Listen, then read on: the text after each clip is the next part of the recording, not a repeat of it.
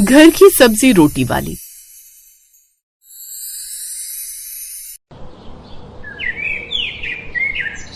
चंडीगढ़ शहर के पंचकूला में एक बहुत बड़ा घर था। उस घर में रहती थी शांति देवी, जो पूरे मोहल्ले में अपने कड़क स्वभाव के लिए मशहूर थी। उनके 2 बेटे थे, आकाश और सुरेश। आकाश की शादी शहर की पढ़ी लिखी मॉडर्न लड़की निधि से हुई थी। वहीं सुरेश की शादी कुछ महीनों पहले ही गांव की सीधी सादी लड़की स्वाति से हुई थी। स्वाति ज्यादा पढ़ी लिखी नहीं थी, लेकिन दिल की बहुत साफ थी। शादी के बाद स्वाति के ससुराल में पहली सुबह थी। वो उस रोज सुबह के 5 बजे ही उठ गई। उसने चुपचाप रसोई साफ की और खाना बनाने की तैयारी करने लगी। थोड़ी देर बाद रसोई से तड़के की खुशबू पूरे घर में फैलने लगी। उससे शांति देवी की नींद खुल गई। वो गुस्से में रसोई में आई। बहू, इतनी सुबह क्या कर रही हो? माँ जी, सोचा सबके लिए नाश्ता बना दूं। तुम्हें किसने कहा? यहाँ नौकरानी है, तुम्हें ये सब करने की कोई जरूरत नहीं है। अगर पड़ोस की विमला ने अपनी खिड़की से देख लिया ना, तो सबको जाकर बताएगी कि मैं कितनी जालिम हूँ। पहले दिन ही बहू को काम पर लगा दिया, और हमारे यहाँ नौकरानी ही ये सब काम करती है। लेकिन माँ जी, भले ही बाकी सब काम के लिए नौकरानी रख लो, लेकिन घर की रसोई तो घर की बहुओं के हाथ में ही अच्छी लगती है। चुप कर, अब तू मुझे सिखाएगी क्या? इतना सुनते ही पीछे खड़ी निधि हंस पड़ी। माँ जी देखिए ना, बिल्कुल गांव वाली आदतें हैं इसकी। इसीलिए कहा था मेरी मासी की बेटी ही देवर जी के लिए ठीक रहती। शादी के पहले दिन ही उनका ऐसा व्यवहार देखकर उसे बड़ा अजीब लगा। लेकिन माँ जी, अब जो खाना बना दिया है उसका क्या करना है? अब ले आ, बना दिया है तो उसे बर्बाद तो नहीं कर सकते। फिर कुछ देर बाद स्वाति ने गरम गरम आलू की सब्जी और फूली फूली पूड़ियां बनाकर टेबल पर रख दी। अरे वाह, आज तो खाना बहुत स्वादिष्ट है। हाँ माँ, आज सब्जी का स्वाद अलग है। हाँ, आज का खाना छोटी बहू ने बनाया है। अच्छा, फिर तो रोज इसी से बनवाइए। इसी बहाने हमें भी अच्छा खाना खाने को मिलेगा। ये सुनकर निधि का चेहरा उतर गया। कुछ देर बाद वो कमरे में जाकर गुस्से में बोली, ये गांव वाली लड़की खुद को क्या समझती है? अरे तुम क्यों परेशान हो? आज तुम बड़ी उसकी तारीफ कर रहे थे। अरे खाना अच्छा बनाया तो तारीफ तो होगी ही ना। अच्छा, अब हमें काम पर जाने में देरी हो रही है, अब हम चलते हैं। ऐसा कहकर वो काम पर चले गए। स्वाति के हाथों का बना खाना सबको बड़ा पसंद आया था, कहीं न कहीं शांति देवी को भी, क्योंकि बड़ी बहू खाने के पास जाती नहीं थी और सारा खाना शीला ही बनाती थी। लेकिन वो और भी कई घरों में काम करती थी, जिस कारण वो जल्दी जल्दी खाना बनाकर जाती थी, जो कि इतना टेस्टी नहीं होता था। ऐसे ही कुछ दिन बीत गए। फिर एक रोज, मेम साहब, मैं 3 दिन के लिए अपने गांव जा रही हूँ। वो मेरी चाची की बेटी की शादी है ना, इसीलिए तो मैं अगले 3 दिन छुट्टी पर रहेंगी। क्या? तो फिर यहाँ हमारे लिए खाना कौन बनाएगा? माँ जी, आप फिक्र मत कीजिए, मैं हूं ना, मैं ये सब संभाल लूंगी। फिर दोपहर को जब स्वाति ने कढ़ाई में मिक्स सब्जी बनाई तो उसकी खुशबू बाहर तक फैल गई। पड़ोस की कमला चाची खिड़की से झांकते हुए बोली, अरे शांति, क्या बना रही हो? बड़ी खुशबू आ रही है। ये हमारी छोटी बहू बना रही है। खाना बनाने में तो उसका जवाब नहीं, खाने से पहले उसकी खुशबू से ही मन खुश हो जाता है। अच्छा, फिर तो मैं भी आती हूँ उसके हाथ की बनी रोटी सब्जी खाने। हाँ हाँ, आ जाना। फिर कुछ देर बाद कमला उनके घर आ गई। उन्होंने खाना चखा और बोली, अरे वाह, ऐसी सब्जी तो मैंने सालों बाद खाई है, और रोटी कितनी नरम है, इसका तो जवाब ही नहीं है। अब तो घर वालों के साथ साथ बाहर वाले भी उसके हाथ के बने खाने की तारीफ करने लगे। ये देख जेठानी को और भी ज्यादा गुस्सा आया और शाम को निधि ने गुस्से में शांति देवी से कहा, माँ जी, अगर छोटी बहू ये सब कुछ करेगी तो लोग मुझे क्या समझेंगे? सबके सब तो मुझे एक नंबर का निकम्मा समझेंगे कि बड़ी बहू को तो खाना बनाना आता ही नहीं होगा, इसीलिए शाम का खाना मैं बनाऊंगी। हाँ, तो इसमें मुझे कोई प्रॉब्लम नहीं है, मेरी तो मेड गई हुई है, तब तक तुम लोगों को ही मैनेज करना है। अब तो जैसे उसे परमिशन मिल गई हो, अब वो शाम को किचन में गई और खाना बनाने लगी। दीदी, मैं मदद कर दूं? नहीं, तुम्हारी जरूरत नहीं है, मैं अकेले बना लूंगी, नहीं तो पता चला मेरा सारा क्रेडिट तुम ले जाओगी। अब निधि ने जल्दी जल्दी खाना बनाया, लेकिन सब्जी में नमक ज्यादा हो गया। जब सब खाने बैठे तो आकाश बोला, आज सब्जी बहुत नमकीन है, इसे किसने बनाया? और रोटी भी कितनी कड़क बनी है। तो खुद बना लेते, एक तो बना कर दे रही हूँ, ऊपर से मुझे तुम ऐसे बोल रहे हो। इतना शौक है अच्छा खाना खाने का तो फिर तुम खुद ही बना लो। अब टेबल पर सन्नाटा छा गया। एक तो बनाओ, ऊपर से तुम लोगों की बातें भी सुनो। अब जैसे तैसे उन सब ने वो खाना खाया। अब सुबह का खाना स्वाति बहू तुम ही बनाना, तुम्हारी रोटी और सब्जी कम से कम चबा तो सकते हैं। फिर अगली सुबह स्वाति ने जल्दी जल्दी सबके लिए कटहल की सब्जी और गरम रोटियां बना दी। उस वक्त सबने उसकी खूब तारीफ की। ऐसे दिन बीतने लगे। कुछ महीनों बाद अचानक दोनों भाइयों का बिजनेस घाटे में चला गया और अब उनके घर की आर्थिक हालत खराब होने लगी। उन्होंने अब शीला को भी काम से निकाल दिया और अब घर का सारा काम बहुओं को ही करना था। लेकिन अब ये सब काम करके निधि परेशान हो गई। मैं इतना काम कैसे करूं? दीदी चिंता मत करो, आप थक गई हैं तो मैं कर लूंगी। निधि पहली बार चुप हो गई। जिस लड़की को वो कम समझती थी वही आज घर को संभाल रही थी। पहले जिस घर में नौकर चाकर काम करते थे, अब वही घर सादगी से चल रहा था। शांति देवी अक्सर चिंतित रहती थी। एक शाम, कुछ समझ में नहीं आ रहा है क्या होगा, दुकान का काम कैसे चलेगा, दुकान दिन पर दिन कर्जे में डूबती जा रही है। हाँ माँ, अब तो हमें घर खर्च निकालने तक की भी मुश्किल होने लगी है। पिछले 2 महीनों से हमने बिजली का बिल तक नहीं भरा है। छोटे घबरा मत, कोई ना कोई रास्ता निकल ही जाएगा। कुछ समझ नहीं आ रहा अब क्या होगा, दुकान का काम कैसे चलेगा, दुकान दिन पर दिन कर्जे में डूबती जा रही है। निधि अब चुप थी। उसे पहली बार समझ आ रहा था कि पैसे की कीमत क्या होती है। उधर स्वाति रसोई में चुपचाप सब्जी बना रही थी। कढ़ाई में जब उसने जीरा डाला तो खुशबू पूरे घर में फैल गई। लगता है आज फिर स्वाति ने कमाल कर दिया।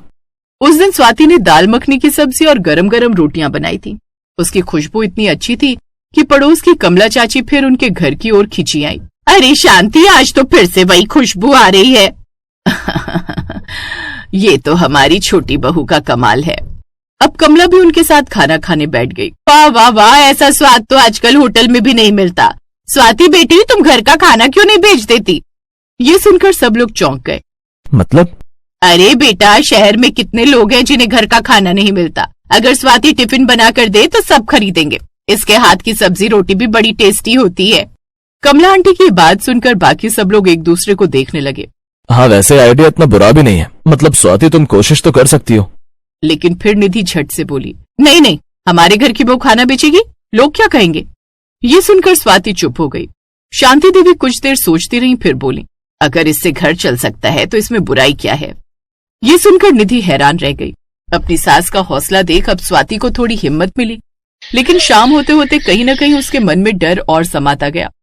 क्या सोच रही हो? सच कहूं सुरेश जी, तो मुझे डर लग रहा है, अगर लोगों को खाना पसंद नहीं आए तो। ये बात सुनकर सुरेश मुस्कुराया।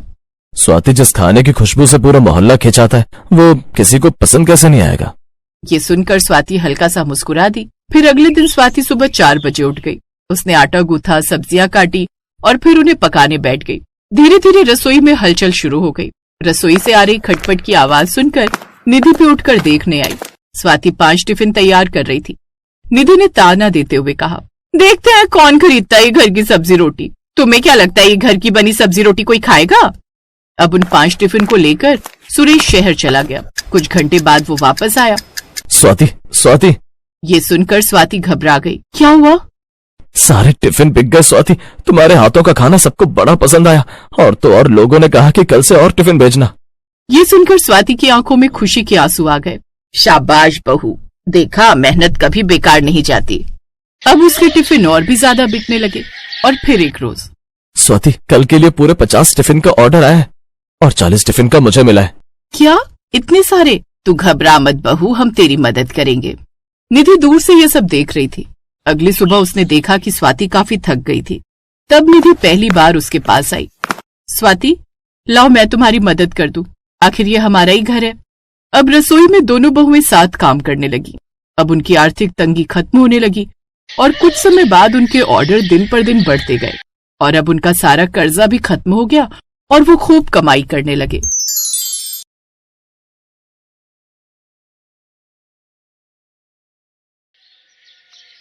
अरे नीरज भाई, कैसे हो?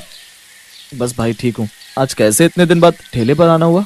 बस भाई, कुछ दिनों के लिए बच्चों को लेकर गांव चला गया था और कल ही आया था। और आज बच्चों ने बोलकर भेजा है कि शाम को घर आते वक्त मैं उनके लिए तुम्हारे तवा चिकन और रोटी लेकर आऊं। भाई, बड़े दिन हो गए तुम्हारे हाथ का खाए हुए। क्यों नहीं भाई, जरूर लेकर जाओ। कितनी प्लेट पैक करनी है? 3 प्लेट पैक कर दो नीरज भाई बस। और फिर नीरज 3 प्लेट तवा चिकन रुमाली रोटी पैक कर देता है, जिसे लेकर वो आदमी घर चला जाता है। पाल चौक पर 2 ठेले लगते थे। नीरज चिकन और रुमाली रोटी बेचता था और गौरव कबाब और चिकन सूप बनाकर बेचता था। नीरज के ठेले पर भीड़ लगी रहती थी और गौरव के ठेले पर बहुत कम लोग कबाब और सूप पीने आते थे। और जो लोग थोड़े बहुत खाकर भी जाते, उनके पेट में दर्द शुरू हो जाता, जिससे उसकी बिक्री बहुत कम होती थी। फिर एक दिन गौरव मन ही मन सोचने लगता है, ऐसा क्या है इसकी तवा चिकन और रुमाली रोटी में जो सब लोग इसके यहीं पर खाना पसंद करते हैं? और सिंपल सी तवा चिकन और रुमाली रोटी तो होती है इसकी, वो भी बिना बटर लगी हुई, और लोग फिर भी इसके ठेले पर जाना पसंद करते हैं। और एक मैं कबाब में कितना भी बटर लगा लूं, कितना भी अच्छे से सूप बना लूं, लेकिन लोग फिर भी मुझे गालियां ही सुना कर जाते हैं। कुछ तो राज है इसकी तवा चिकन रुमाली रोटी में, और मुझे वो पता लगाना ही होगा। और ऐसे ही नीरज का ठेला अच्छा चलता रहा और गौरव का काम ठप होता चला गया। ये देखकर गौरव अंदर ही अंदर उससे जलने लगा। और फिर एक दिन नीरज किसी काम से कहीं गया हुआ था, तो उस रोज वो अपनी पत्नी सरगी को ठेले पर बिठाकर चला गया। शाम को नीरज को लौटने में देर हो गई। हे भगवान, ये ग्राहक आने शुरू भी हो गए और नीरज अभी तक आए नहीं, और मैं उनके आने से पहले किसी को तवा चिकन रुमाली रोटी भी नहीं दे सकती, क्योंकि उन्होंने मुझे कुछ भी सामान बेचने से मना किया हुआ है। सरगी को देखकर गौरव समझ रहा था कि कुछ न कुछ बात तो है जो सरगी के चेहरे पर इतनी चिंता है, और फिर गौरव उस पर लगातार नजर रखता गया। थोड़ी देर बाद ही नीरज हाथ में एक काले रंग की पन्नी लेकर लौटा और सरगी के कान में कुछ कहकर उसको वो काला पानी दे देता है। और सरगी नीरज से कहती है, इतनी देर कहाँ लगा दीजिए, ग्राहक आ गए, वो कब से आपका इंतजार कर रहे थे, और आपने मुझे उन्हें सामान देने से भी मना किया था। ये बातें करने का समय नहीं है सरगी, अब इस पिन्नी से ये जादुई पाउडर निकालकर इस तवा चिकन में डाल दो। सरगी जल्दी से काली पन्नी खोलती है और उसके अंदर जो पाउडर होते हैं उसको चिकन में डाल देती है और फिर सबको देना शुरू करती है। एक तो मैं यहाँ अकेली थी, ऊपर से ग्राहकों की भीड़, और फिर गौरव की गंदी नजर।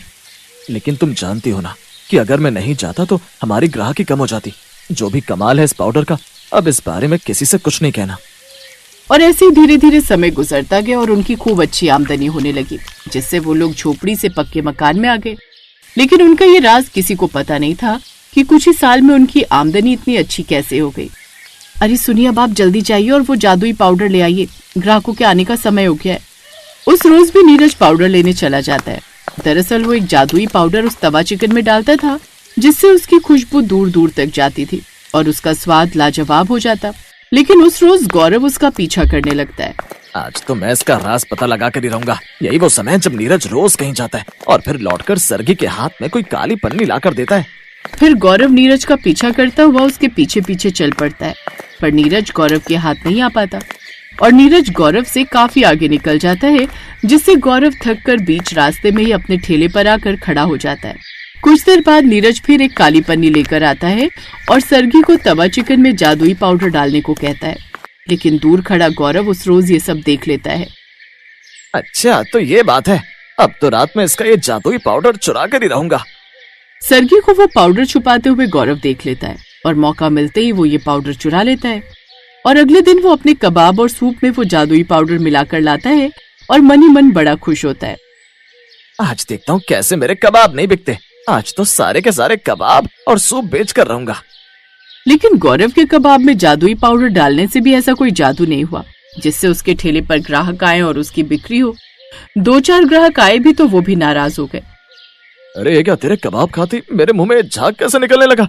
अरे ये तो सब बेकार है। छी, कितना बेस्वाद है, कितना बेकार है ये तो। मैं तो कहता हूँ मारो इसे, अरे मारो, न जाने क्या मिलाकर हमें खिला रहा है ये। अब गौरव बुरी तरह से डर गया। ग्राहक उसे चप्पलों से मारने लगे। मुझे छोड़ो, नहीं, छोड़ो मुझे, छोड़ो। अब उसका ठेला हमेशा के लिए बंद हो गया और गौरव को अब और भी ज्यादा गुस्सा आने लगा नीरज पर। एक दिन वो नीरज के घर जाता है। अरे भाई नीरज, एक बात तो बता यार, ऐसा क्या मिलाता है तू अपने तवा चिकन रुमाली रोटी में जो लोग मेरे ठेले पर नहीं आते, तेरे ही ठेले पर आते हैं? और मैं कितना भी अच्छे कबाब बना लूं तब भी लोग मुझे खरी खोटी ही सुनाकर चले जाते हैं। कौन सा काला जादू करता है तू जो लोग तेरे ही ठेले पर आते हैं? मेरा तो काम धंधा सब बंद हो गया, मुझ पर तो पैसे का अकाल पड़ गया। मेरे बीवी बच्चों के तो भूख के मारे मरने की नौबत आ गई रे। जो पैसे थे वो सब खत्म हो गए। जी तो चाह रहा है अपने परिवार के साथ कूद कर आत्महत्या कर लूं। अरे नहीं, ऐसा मत बोल गौरव भाई। अरे ये तो अपने अपने हाथों का स्वाद है। अब लोगों को मेरे हाथों का स्वाद अच्छा लगता है तो बस वही बात है। और ये मरने वाली बातें मत करो। सरगी, इसको अंदर से कुछ पैसे लाकर दे दो, ये राशन भरवा लेगा। और हाँ, तुम भी थोड़ी और मेहनत करो, क्या पता तुम्हारा काम धंधा भी अच्छा चल पड़े। लेकिन आपने तो कोई जादू के बारे में कहा ना, कोई जादू नहीं है, तुम बेकार की बहस मत करो। और इतना सुनकर गौरव अपने घर आ जाता है और फिर मन ही मन कहता है, कोई ना कोई तो जादू है इस नीरज के पास, लेकिन ये अब भी मुझे कुछ नहीं बता रहा। ये रोज कहीं ना कहीं पर जाता है, लेकिन कुछ दूर जंगल में जाने के बाद न जाने कहाँ ओझल हो जाता है और फिर काली पिन्नी लेकर आता है। लेकिन जब मैंने वो जादुई पाउडर डाला था तब तो मेरे कबाब और भी बेकार हो गए थे। आखिर ऐसा क्यों हुआ? कोई ना कोई राज तो छिपा है इन सब के पीछे। उस रोज गौरव सुबह से ही उसकी ताक में बैठा था और वो उसका पीछा करते करते उस जंगल तक पहुंच गया। जंगल के बीचों बीच वो उसे एक बंद कोठरी के अंदर जाता देखता है, जहाँ एक ओखली होती है जिसमें वो मसाले कूट कर उस काली पिन्नी में भर लेता है। गौरव उसे रंगे हाथों पकड़ लेता है। अच्छा, तो ये है तेरा वो राज, वो काले जादू का कमाल। तुम अपने ठेले पर लोगों को बुला बुला कर भीड़ लगवाते थे। नीरज गौरव को वहां देखकर भयभीत हो गया और गौरव से बोला, अरे गौरव, तुम यहाँ कैसे? मैं तो बस ऐसे ही आया था। मैं बहुत दिनों से तुम्हारे इस राज को जानने के चक्कर में था। एक बार तो पीछा भी किया था, पर उस दिन तो तुम बच गए, पर आज नहीं बचोगे। आज सच बताना ही पड़ेगा तुमको। अब बस भी करो, कितना छुपाओगे? इस राज को मुझे भी बताओ। अब ऐसा क्या है इस ओखली में जो तुम यहाँ आकर मसाले कूट रहे हो? ओखली तो तुम्हारे घर भी है।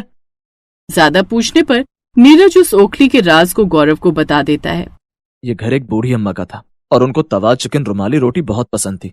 वो अक्सर मेरे ठेले पर खाने आती थी, पर एक दिन उनकी मौत हो गई और मरते समय उन्होंने मुझे ये आशीर्वाद दिया। जब तू मेरी ओखली में अपना तवा चिकन रुमाली रोटी के लिए मसाले कूट कर ले जाएगा, तब से तेरा ठेला बहुत अच्छा चलेगा और तेरे ठेले पर ग्राहकों की भीड़ ही भीड़ रहेगी और एक दिन तू इतना अमीर बन जाएगा कि अपनी खुद की दुकान खोल लेगा। बस यही सच था। मैं यहाँ डेली मसाला कूट कर ले जाता हूँ और जाकर तवा चिकन रुमाली रोटी में डाल देता हूँ, जिससे मेरी बिक्री बहुत अच्छी होती है और मेरा तवा चिकन रुमाली रोटी का टेस्ट दोगुना हो जाता है। बस यही अम्मा का जादू है। पर एक दिन जब तुम मसाला लेकर आए थे तो कुछ बचा हुआ मसाला मैं चुरा कर ले गया था और अपने कबाब में डाल दिया था, पर लोगों ने फिर भी मुझे खरी खोटी सुनाई और मारा भी। तभी से मेरा ठेला ही बंद हो गया। थोड़ी देर बाद उस कोठरी में रखी ओखली में से एक हंसती हुई बूढ़ी औरत की आवाज आई। अरे क्या हुआ गौरव, तेरे कबाब का टेस्ट नहीं बढ़ा था क्या? पता है क्यों? क्योंकि तू लालची है, लालची और एक नंबर का कंजूस इंसान है। इसीलिए तेरे कर्मों का फल तुझे मिल रहा है। तूने कभी भी भूखे को खाना नहीं खिलाया और हमेशा उनको डांट कर भगा दिया करता था। और एक दिन मैं भी तेरी दुकान पर आई थी, जिसे तूने डांट कर भगा दिया था, और नीरज ने मुझे चिकन रुमाली रोटी खिलाई थी और उस समय मैं तुम्हें श्राप देकर चली गई थी और नीरज को आशीर्वाद देकर। बस यही बात है कि तुम्हें तुम्हारे कर्मों का फल मिल रहा है और नीरज को उसके कर्मों का फल मिला। ये कहने के बाद फिर वो बूढ़ी अम्मा एकदम से गायब हो गई। गौरव को अपनी गलती का पछतावा हुआ। उसने नीरज से माफी मांगी और नीरज ने उसे अपने साथ काम पर रख लिया। अब गौरव कभी उससे ईर्ष्या नहीं करता। नीरज का काम और भी अच्छा चलने लगा। Best buddies. Hello friends, thanks for watching this video. अगर आपको ये वीडियो पसंद आया है तो प्लीज लाइक, सब्सक्राइब, कमेंट्स करें इस वीडियो पर और हाँ, शेयर करना भी ना भूलें। और भी मजेदार वीडियो देखने के लिए नीचे दिए गए बेल आइकॉन को दबाएं। देखते रहिए बेस्ट बडीज।